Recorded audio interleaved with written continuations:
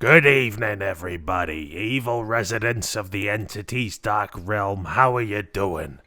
I hope you're ready for a night of side-splitting that you won't ever forget. I'm your host for the evening, the Clown, and I've got something to say. How about the new killers these days, huh? I remember the good old days when people got excited by a fast Japanese man with a club. But now they haven't just jumped the shark, they're riding it. And still the industrious working man gets the job done in his 2 feet.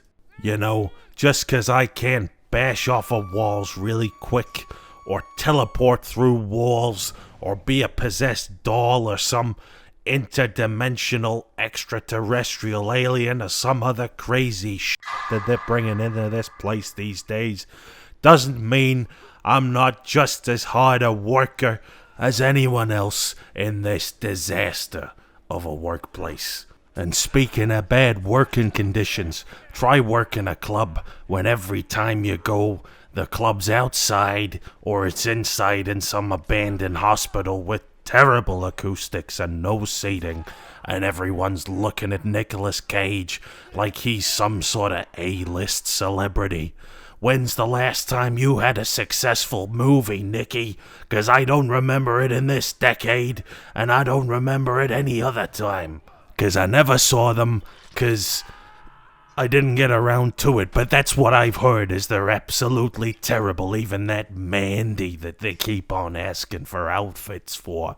I don't know why you want to dress someone up as some crazy guy in his underwear covered in blood.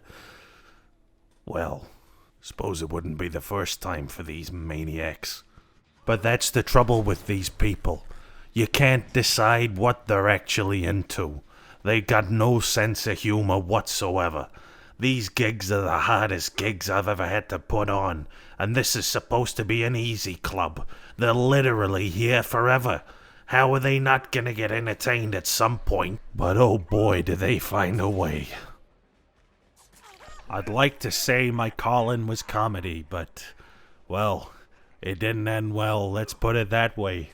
More fingers and less clapping, if you know what I mean. Or less fingers and less clapping. Depends on the way you look at it, I suppose. Both symptomatic of the same problem, and that's the fact that nobody but me was laughing, and half that laughter was me choking on these horrendous concoctions that I put together over years of substance abuse experimentation.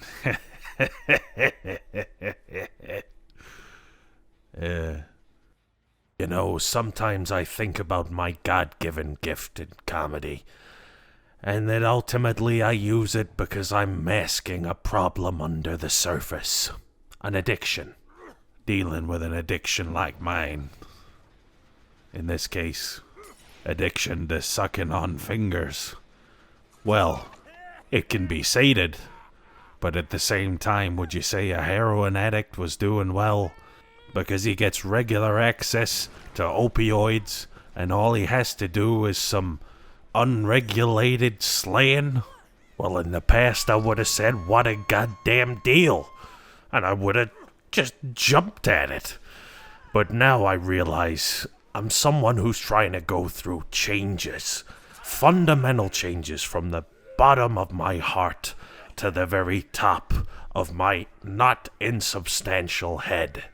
But the problem is, the source of my addiction is readily available in this place, and I can't get away from it, no matter how hard I try. When I get the opportunity to suck on a finger, it's a bad one for me, because it means 2 things. I've not done a good job for the old prickly, pointy boss up there, and I've also not done a good job for myself. Because if I'd done a good job for myself, I wouldn't be falling into these old habits that have brought me to such a dismal place in the first place. You see, my father, he was a drunk, a violent man, and there was one time he had a razor And he looked at me and he pulled me in and he put the razor in my mouth, pushed it up against my cheek, and it said, "Explain to me the reason for your overbearingly stern demeanor." I never understood what he meant in the moment, but it had an impact on me as a child, because nobody wants the final memories of their father to be of the taste of a razor blade in the mouth. But unfortunately, that's the hand I was dealt, and did I play it well? No, I did not. I played it very badly, and the lessons I should have learned, I was not showing any willingness to learn them. But still, even in the face of this hardship, there is one lesson that I can be glad to have actually paid attention to, and that was, if you're gonna be an evil man, or at least take the example of another evil man, try not to do it for so long that you attract the carnal interests of an interdimensional being that feeds off of pure, raw, negative emotion. I know, very obvious advice, but you don't want to end up like me, some clown. Not even in the fun sense, mostly in the chopping off fingers, stabbing people, throwing bottles of suspicious pink and sometimes yellow liquid, originally white. That's the terrifying thing, and I know how it's made. You just don't want to be around that kind of situation, or around these kinds of people. But above all else, I want to take a moment to talk to you about something that's a bit more personal than this thing I've been talking to you about before now. And that's the struggle with my weight. Now, despite my astonishing girth, you might be surprised by how quickly I can move myself across a battlefield, or killing ground, or trial area, or whatever that spiky bastard wants to call it today. It's something I learned in my youth as a athletic young boy, chasing after the shiniest fingers, if you know what I mean. By that I mean chasing after the shiniest fingers to cut 'em off and suck 'em. Oh dear, that one doesn't get a laugh very often, I'm gonna be honest. But it's just my luck that I ended up in a dark entity's realm with people that don't appreciate high-quality comedy like the kind that I dish out when I'm in here. But you know what they say about a captive audience? They always stay until the end, and sometimes even longer.